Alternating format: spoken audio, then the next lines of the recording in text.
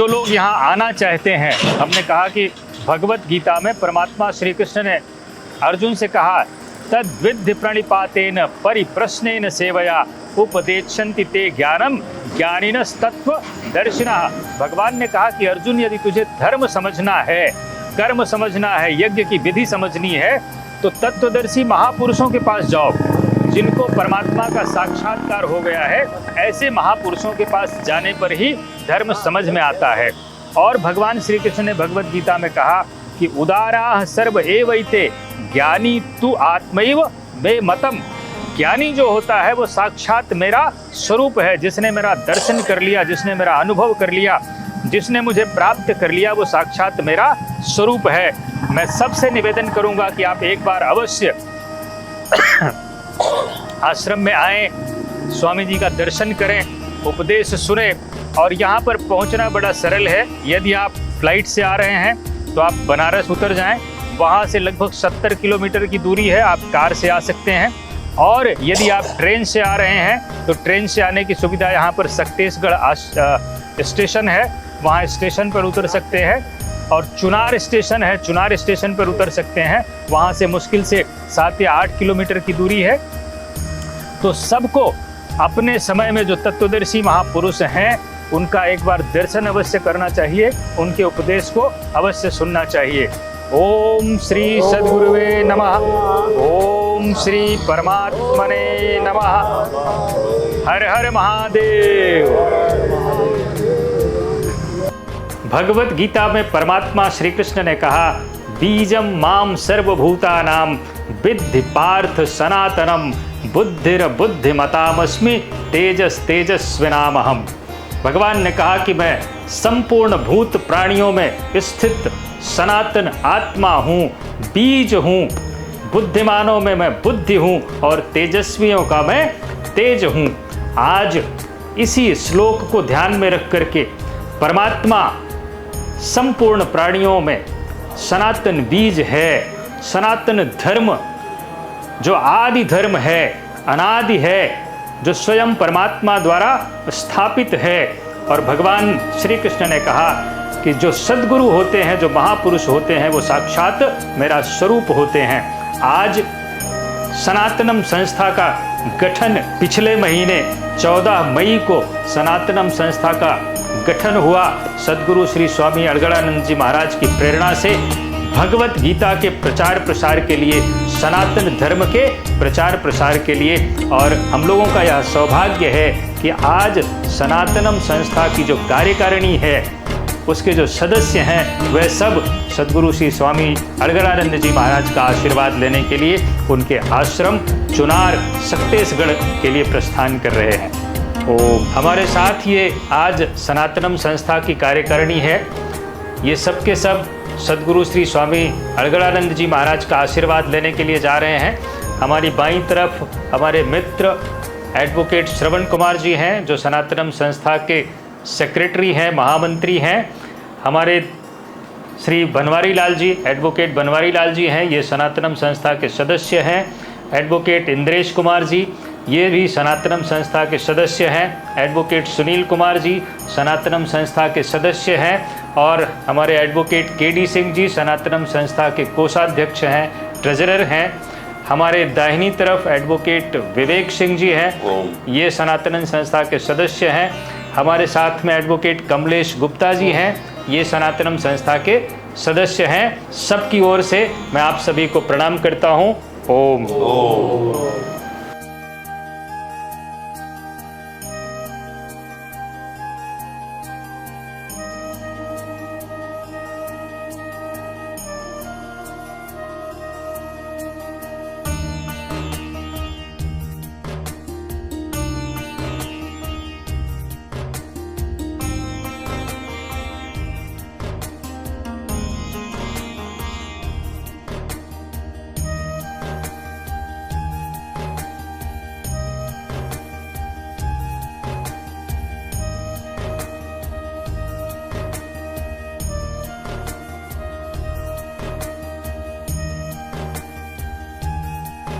इस समय हम सद्गुरु स्वामी श्री अलगड़ानंद जी महाराज के आश्रम में हैं और ये जो पीछे हमारे आपको दिख रहा है, यहाँ पर स्वामी जी का प्रवचन का स्थान है। स्वामी जी यहाँ बैठते हैं और आप देख सकते हैं कि आश्रम कितना सुंदर है। मैं उत्कर्ष आप ज़रा ये दिखाइए, यहाँ पर इतने सुंदर सुंदर वृक्ष हैं और बहुत ही सुंदर वातावरण पूरा दिखाई दे रहा है। आप देख सकते हैं आश्रम में भक्त लोग आए हुए हैं, हमारे सामने कुछ एडवोकेट लोग खड़े हुए हैं और यहाँ पर बैठ कर के स्वामी जी अपना प्रवचन करते हैं। ये मंदिर है, यहाँ पर त्रिशूल गड़ा हुआ है, जहाँ पर स्वामी जी के गुरु जी का एक बड़ा सुंदर चित्र लगा है और उसी के ठीक बगल में स्वामी जी के गुरु जी का भी एक सुंदर सा चित्र लगा हुआ है। इसको धुनी कहते हैं और यहाँ पर जो भक्त आते हैं, धुनी की जो विभूति है उसको अत्यंत शुभ माना जाता है, महाराज जी का आशीर्वाद स्वरूप माना जाता है। सारे भक्त उस धुनी को अपने मस्तक पर लगाते हैं और उसको थोड़ा सा ग्रहण भी करते हैं और विभूति अपने घर भी लेकर के जाते हैं। यह भी आप देखेंगे कितना बढ़िया एकदम सुरम्य वातावरण है यहाँ का। यहाँ पर आप देखेंगे अशोक के वृक्ष लगे हुए हैं और बड़ा सुंदर सा गार्डन है। भक्त लोग यहाँ बैठ कर के ध्यान भी करते हैं।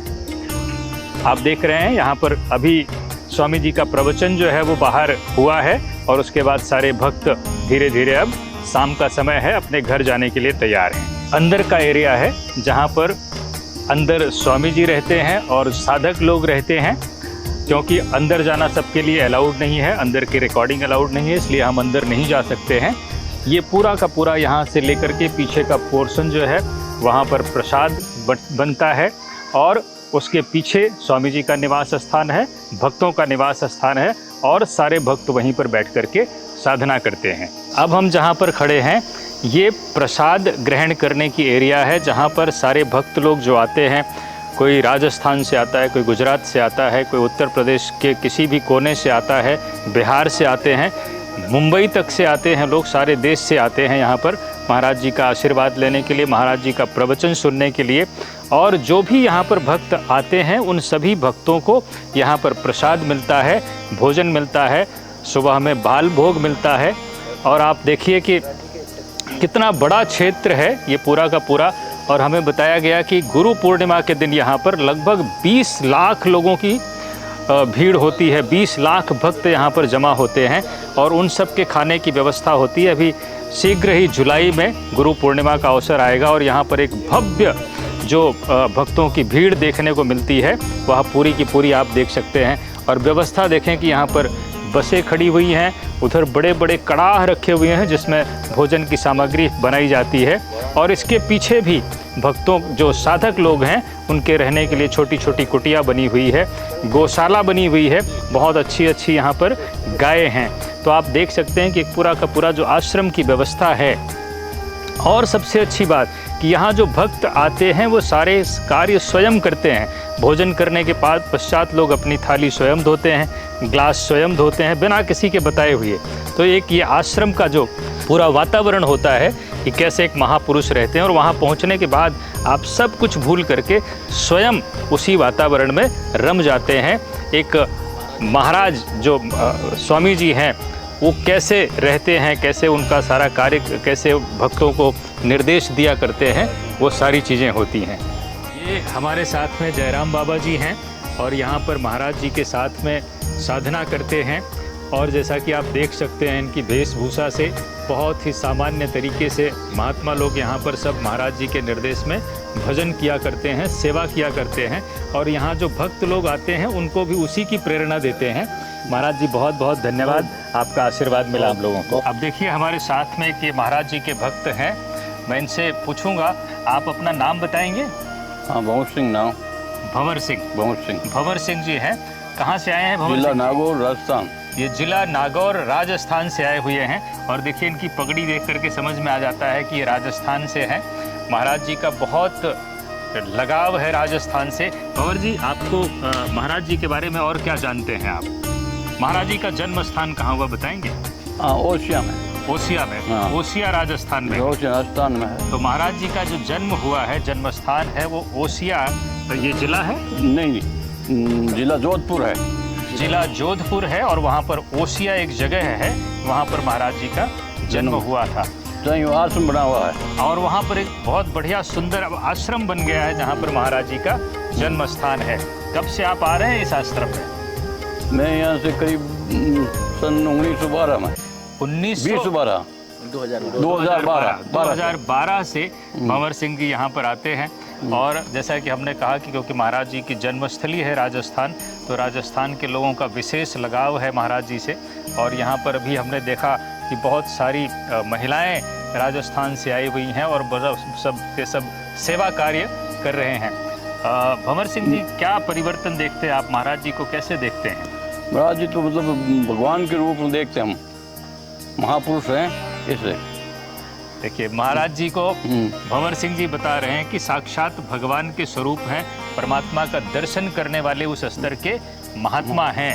और उसी श्रद्धा भाव से यहाँ पर लोग आकर के महाराज जी का दर्शन किया करते हैं। बहुत राजस्थान में भी हमारे खूब आश्रम बने हुए हैं। और देखिए, भंवर सिंह जी बता रहे हैं कि राजस्थान में भी महाराज जी के बहुत सारे आश्रम हैं। और एक आपको मैं खास बात बता दूं, मेरी जहाँ तक जानकारी है कि महाराज जी आश्रमों में घूमते रहते हैं, क्योंकि सारे भक्त यहाँ नहीं आ सकते। तो महाराज जी का जो एक परमात्मा भाव में स्थित जो महापुरुष होते हैं कि अधिक से अधिक संख्या में लोगों तक भगवान का संदेश जाए। 2 साल से आते हैं राजस्थान में। अच्छा, और 2 साल से महाराज जी बता रहे भंवर सिंह जी कि ये राजस्थान महाराज जी जाया करते हैं। महाराज जी का प्रवचन सुनने के लिए लोग बड़े लालायित रहते हैं, क्योंकि महाराज जी कुछ भी दूसरी चीज़ें नहीं बताते, सीधा भगवान से कैसे जुड़ना है, कैसे ओम का जप करना है, कैसे ध्यान करना है। और मुख्यतः महाराज जी जो कहते हैं कि आपको ओम का जप जरूर करना चाहिए। देवी देवता वगैरह किसी को नहीं, एक परमात्मा की पूजा, हाँ, जो हृदय में है। और भंवर सिंह जी ये कह रहे हैं कि महाराज जी का जो मुख्य जो एक उपदेश है कि आप अपने मन को इधर उधर देवी देवताओं में न भटका करके एक परमात्मा की आराधना करनी चाहिए। यही भगवान श्री कृष्ण ने भगवत गीता में भी यही निर्देश दिया है। अब आप यहाँ पर देखें, ये आश्रम की ये गौशाला है। यहाँ पर देखें, बड़ी सुंदर सुंदर गायें हैं। और जहाँ तक मेरा अनुमान है कि ये सब गीर गायें हैं, छोटे छोटे बड़े बड़े सुंदर सुंदर बछड़े हैं।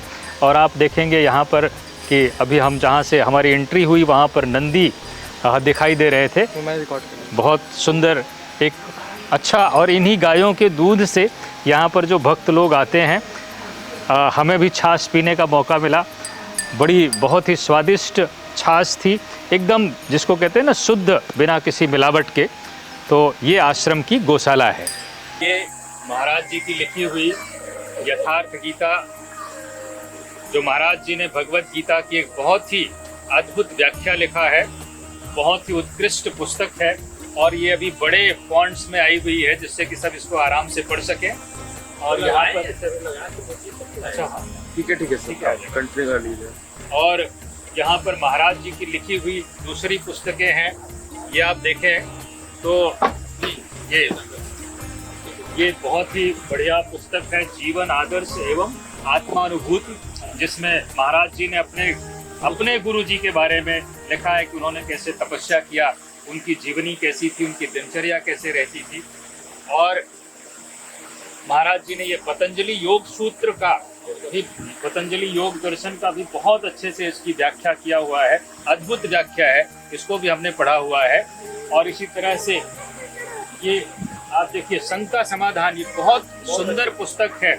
इसको यदि कोई व्यक्ति पढ़ ले जो सनातन धर्म के बारे में जानना चाहता है और सनातन धर्म के विषय में जो भ्रांतियां हैं, वो सब की सब भ्रांतियां इसको पढ़ने के पश्चात दूर हो जाती हैं।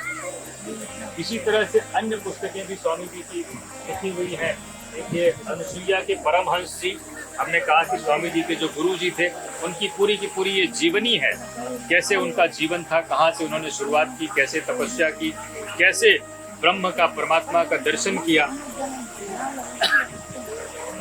और आप देखेंगे कि तमाम छोटी छोटी पुस्तकें महाराज जी ने लिखा है। ये अमृतवाणी लिखी हुई है, बहुत ही अच्छी पुस्तक है। इस आध्यात्म के विषय में अमृतवाणी पुस्तक है। और इसी तरह से आप देखेंगे कि भजन किसका करें, धर्म का वास्तविक स्वरूप क्या है, षोडशो पूजन क्या है, सारी की सारी चीजें, यदि आप सनातन धर्म के सिद्धांतों को समझना चाहते हैं तो सारी की सारी पुस्तकें यहाँ पर उपलब्ध हैं। उधर से आप देखें, एक ये पुस्तक है, ये हमारी बहनें आई हुई हैं, लग रहा है इनके पहनावे से कि राजस्थान से हैं। और ये सब भी देखिए यहाँ पर पुस्तकें खरीदने के लिए खड़ी हुई हैं। सबको भगवत गीता में, ये बहन जी ने देखिए 2 पुस्तक छोटी छोटी ये भगवत गीता की दिया हुआ है। ये इस तरह से, इसको आप कहीं भी लेकर के जा सकते हैं, अपने पर्स में रखे रहें, फ्लाइट में है, ट्रेन में है, आप कार में ट्रेवल कर रहे हैं, इसको आराम से पढ़ सकते हैं। और ये आप पुस्तक देखिए, ये प्रेरणा स्रोत है, महाराज जी का बड़ा सुंदर चित्र है इसके ऊपर, ध्यान की मुद्रा में। और इसमें आप देखिए प्रेरणा स्रोत पुस्तक है, कैसे कैसे किन किन महापुरुषों के पास ये महाराज जी की लिखी हुई यथार्थ गीता पहुंची है, उनके इसमें चित्र भी दिखाई दे रहे हैं। आप देख सकते हैं इसमें शंकर दयाल शर्मा जी हमारे राष्ट्रपति थे, उनका चित्र है, उनके पास भगवत गीता है। बड़ी सुंदर पुस्तक है और बड़े सहज तरीके से कैसे आप गीता को, भगवत गीता को समझ सकते हैं, ये सारी चीजें। हाँ, यहाँ पर आप देखिए ये परमहंसी का आश्रम है, स्वामी अलगड़ानंद जी का आश्रम, जहाँ पर हम लोग आए हुए हैं, यही आश्रम है। अभी आपको आश्रम के और सारे वीडियोस भी हम दिखाएंगे। एक अद्भुत जगह है कि जहाँ पर आने के पश्चात आपका मन शांत हो जाता है। आपको धर्म यदि समझना है, महापुरुष कैसे होते हैं, हमारे पुराने ऋषि मुनि आचार्य कैसे हुआ करते थे, उनके विषय में यदि हमें समझना है, जानना है, तो यहाँ पर आप आ सकते हैं। बड़ी अच्छी व्यवस्था रहती है भक्तों के लिए। और सबसे बड़ी बात कि महाराज जी का प्रवचन सुनने को मिलता है, जिसमें थोड़ी देर में आपकी धर्म के प्रति, भगवान के प्रति श्रद्धा जागृत हो जाती है। हम जहाँ पर खड़े हैं, ये आश्रम का कलश है और आप देखें कि यहाँ पर नीचे ओम है और ऊपर ये कैसे समुद्र मंथन का एक जो दृश्य है उसको दिखाया गया है। और इसके ठीक पीछे आप देखेंगे तो एक बहुत ही बड़ा सा ये घंटा लगा हुआ है और उस घंटे के ऊपर स्वामी जी का चित्र है और स्वामी जी के चित्र, स्वामी जी के हाथ में वो भगवत गीता है, यथार्थ गीता है, जो भगवत गीता की स्वामी जी ने व्याख्या लिखी हुई है।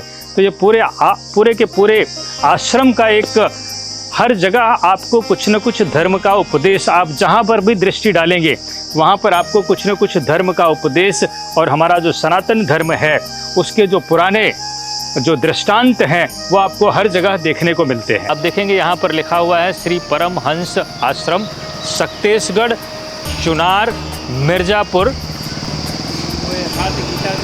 हमने ये कहा कि, और देखिए स्वामी जी का जो बहुत बड़ा कार्य है वह है भगवत गीता की व्याख्या लिखने का कार्य। यहाँ पर आप जहाँ कहीं भी देखेंगे तो यथार्थ गीता की पुस्तक के चित्र आपको प्रायः दिखाई दे जाएंगे। अब यहाँ पर देखिए प्रमुख द्वार पर लिखा हुआ है श्री परमहंस आश्रम सक्तेशगढ़।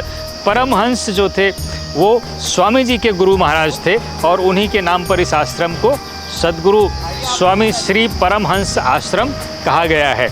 अब यहाँ पर आप देखेंगे कि हमारे साथ में ये कुछ भक्त हैं जो वाराणसी से आए हुए हैं। ये हमारे साथ में सुनील संजय पाल जी हैं, ये दया शंकर पाल जी हैं, ये लालधारी पाल जी हैं। आपका नाम बताएंगे? राम सहाय जी हैं। ये मध्य प्रदेश से आए हुए हैं राम सहाय जी। हमने आपसे कहा था कि यहाँ राजस्थान से लोग आते हैं, मध्य प्रदेश से, बिहार से और उत्तर प्रदेश के तो कोने कोने से लोग आते हैं, महाराष्ट्र से आते हैं। तो लगभग संपूर्ण भारत से हमने कहा जहाँ पर भी कोई व्यक्ति महाराज जी की लिखी हुई गीता की व्याख्या सुन लेता है, और विदेशों से भी तमाम लोग आते हैं क्योंकि आजकल इंटरनेट पर भी ये गीता की पुस्तक उपलब्ध है, गीता का ऑडियो उपलब्ध है। तो जिसने भी भगवत गीता की व्याख्या कहीं से भी उसके कान में पड़ गई तो फिर वह यह खोज करने लगता है कि ये कौन महापुरुष हैं, कौन हैं जिन्होंने इतनी सुंदर व्याख्या भगवत गीता की लिखा हुआ है। और फिर एक बार जो यहाँ आश्रम में आ जाता है वो यहीं का होकर के रह जाता है। अब आप देखें यहाँ पर कितना एकदम बढ़िया साफ सुथरा वातावरण है और हर चीज़ का यहाँ पर कुछ न कुछ संदेश है। ये हमारे साथ अधिवक्ता लोग आए हुए हैं लखनऊ हाई कोर्ट से, राजेश पाल जी हैं, ये श्रवण कुमार जी हैं, एडवोकेट विकास हैं, एडवोकेट आकाश हैं, ये मुंबई से आए हुए हैं। अभी आज ही ये लोग मुंबई से आए हैं। हमारे साथ इंद्रेश कुमार जी हैं। तो ये पूरा का पूरा कल से हम लोग देख रहे हैं महाराज जी का यहाँ पर 3 बार प्रवचन होता है, सुबह में और उसके बाद शाम को महाराज जी प्रवचन करते हैं। और प्रवचन के समय आप देखेंगे कितना शांति का वातावरण होता है। लोग एक एक शब्द को सुनना चाहते हैं और अपने स्मृति में, अपने मस्तिष्क में उसको धारण करके जाना चाहते हैं। अब हम लोग ये जहाँ पर खड़े हैं, ये आश्रम का हेलीपैड का एरिया है। महाराज जी जब कभी यहाँ से आश्रम से बाहर जाते हैं तो प्रायः, क्योंकि महाराज जी की आयु अब लगभग 98 से ज़्यादा हो चुकी है, तो महाराज जी हेलीकॉप्टर का प्रयोग करते हैं। और ये हेलीपैड का एरिया है जहाँ पर हेलीकॉप्टर उतरता है और यहीं से महाराज जी फिर एयरपोर्ट जाते हैं, या एयरपोर्ट से कहीं से जो दूसरे आश्रम हैं, हमने कहा राजस्थान में आश्रम है, मध्य प्रदेश में आश्रम है, मुंबई में है, दिल्ली में है और देश के लगभग सभी राज्यों में आश्रम है, हिमाचल प्रदेश में है, उत्तराखंड में है। तो यहाँ पर वो हेलीकॉप्टर उतरता है। और इसके बाद आप देखेंगे तो ये जो क्षेत्र जहाँ पर है, ये भक्तों के रहने के लिए स्थान है। यहाँ पर जो भक्त लोग बाहर से आते हैं वो रुकते हैं। और उसके ठीक बगल में आप देखेंगे तो बहुत सुंदर सूर्यमुखी के फूल लगे हुए हैं दोनों तरफ। ये पूरा का पूरा एक पूरे आश्रम का एक दिव्य वातावरण है। ओम राम राम श्री राम।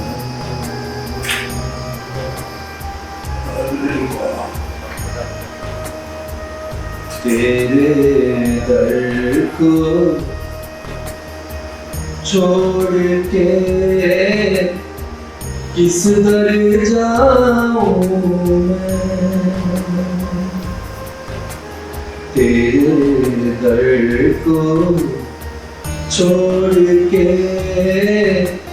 किस दर जाऊं मैं। देख लिया जग सारा मैंने, तेरे जैसा मीत नहीं, तेरे जैसा सबल सहारा। शब्द देना शब्द सुनने का और कोई जाने वाले समझे कुछ दुनिया लगी वही है ना, वही है जैसे लटकने लगी केदा मुझे अरे एक कहने लगा एक ना सुना हो गया।